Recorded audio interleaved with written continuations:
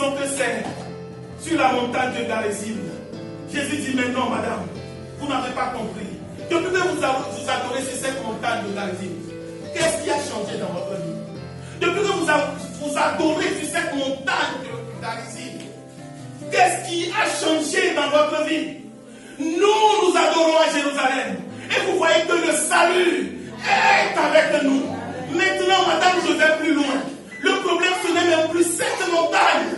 Ce n'est même plus Jérusalem. Parce que même à Jérusalem, les gens sont en train de souffrir. L'heure vient où les vrais adorateurs, ils vont adorer le Père en esprit et en vérité. Et Jésus a dit une parole forte, on va le lire, verset 22. Une parole très forte dans Jean 4 que nous lisons. Ô Saint-Esprit, touche-nous. Verset 22.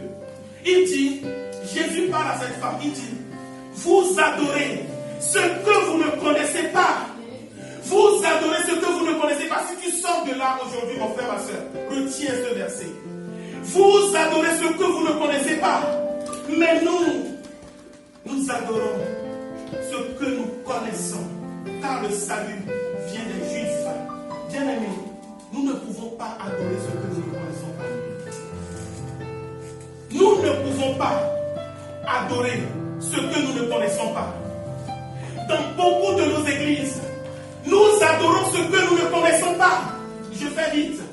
Quand on lit Genèse, la fin qu'on a lu tout à l'heure, qu'est-ce qui s'est passé dans la vie de Isaac? Isaac a eu une rencontre personnelle avec Dieu. Quand il s'est transporté du pays des Philistins pour arriver dans le territoire de Beersheba, la Bible dit qu'il a eu une rencontre personnelle avec Dieu. Il a réellement lui-même rencontré Dieu. Verset 24. L'Éternel lui apparut dans la nuit. Genèse 26, 24. Il lui apparut dans la nuit et lui dit, je suis le Dieu d'Abraham ton père. Ne crains point, car je suis avec toi. Je te bénirai et je multiplierai ta postérité. Dieu est en train de dire à Isaac que tout ce que tu as eu là dans le territoire des Philistins, ce n'est pas ça la bénédiction. Tout ce que tu as eu jusqu'au puits de Réhoboth, ce n'est pas ça la bénédiction. Maintenant que tu es sorti de là, je viens te rencontrer. C'est-à-dire que tant que Isaac était encore dans le territoire des Philistins, Dieu ne peut jamais se révéler à lui. Une fois qu'il s'est transporté de là et qu'il est sorti maintenant du monde, Dieu se révèle à lui. Et il dit, tu vois, tous ceux derrière lesquels tu cours, ce que tu as eu là, c'est des miettes. Moi, je serai avec toi et je te bénirai. À partir de cette rencontre, la vie de Isaac est réellement bénie. Abraham aussi a personnellement rencontré Dieu et sa vie a été bénie. Isaac l'a fait et son fils Jacob aussi a personnellement rencontré Dieu. Et dans nos églises, tant que nous n'allons pas encourager les chrétiens et que chacun puisse réellement rencontrer l'homme de Galilée, réellement rencontrer le Christ ressuscité, vous savez, vous allez continuer à adorer ce que vous ne savez pas. Et quand on adore ce qu'on ne sait pas, il y a des problèmes. C'est pourquoi aujourd'hui beaucoup souffrent. Ils ont le nom du Seigneur dans la bouche, mais ça ne va pas. Jésus l'a dit. C'est en vain que vous dites que vous avez pour père Abraham. Il ne suffit pas de dire que Abraham est notre père. Il faut réellement qu'il soit ton père. Alléluia. Jésus est arrivé au bord de ce puits. Il s'est assis sur le puits. Une façon de dire que c'est fini avec ce puits. Alléluia. C'est fini avec le puits de la religion. Maintenant, le puits vivant est devant vous. C'est lui-même qui est ce puits vivant. Jésus est le puits vivant. Jésus est le puits vivant. Il s'est assis là. Alléluia. Et vous savez, la femme, elle n'a plus puisé. La Bible dit qu'elle n'a plus puisé. Elle est repartie. Parce qu'elle a reçu de cette eau. Amen. Elle a bu de cette eau vive. Elle est partie chercher les gens de son village, de sa ville. Ils sont venus, eux aussi, ils ont bu. Amen. Bien-aimé, la Bible dit dans Romains 14, et je vais terminer par Romains 14, verset 17. Il dit que le royaume de Dieu ne consiste pas dans le manger et le boire, mais dans la justice, dans la paix et dans la joie par le Saint-Esprit.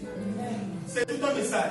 Le royaume de Dieu ne consiste pas dans le manger et le boire. C'est-à-dire le royaume de Dieu ne concerne pas les choses terrestres, mais elle est cachée dans la justice, dans la paix et dans la joie.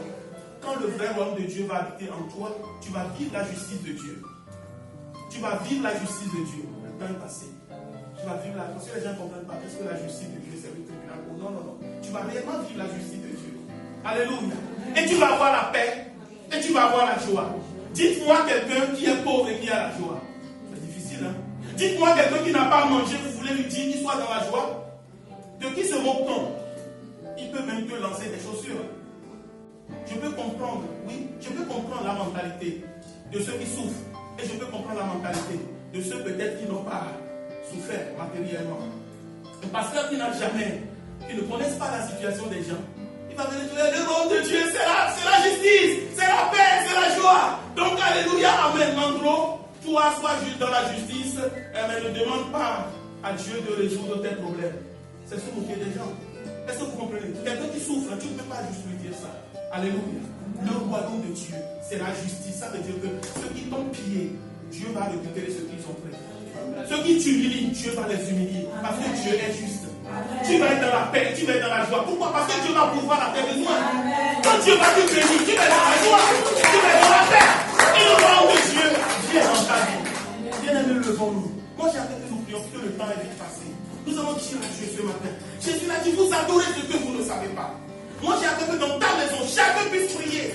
Seigneur, moi, je veux adorer ce que je connais. Je vais adorer ce qu'on est venu, on nous a dit. J'ai entendu un grand théologien qui se moque.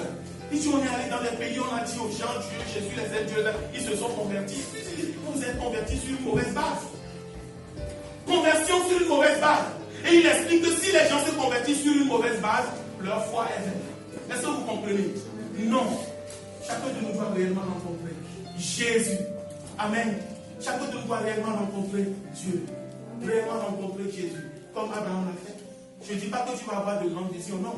Il se révèle à travers du Christ. Il se révèle à travers de sa parole. Nous devons réellement chercher Dieu. Quand tu vas réellement connaître Dieu, ta vie chrétienne va changer. Ta vie ne sera pas comme la vie des Samaritains qui ont la religion dans la bouche mais qui souffrent.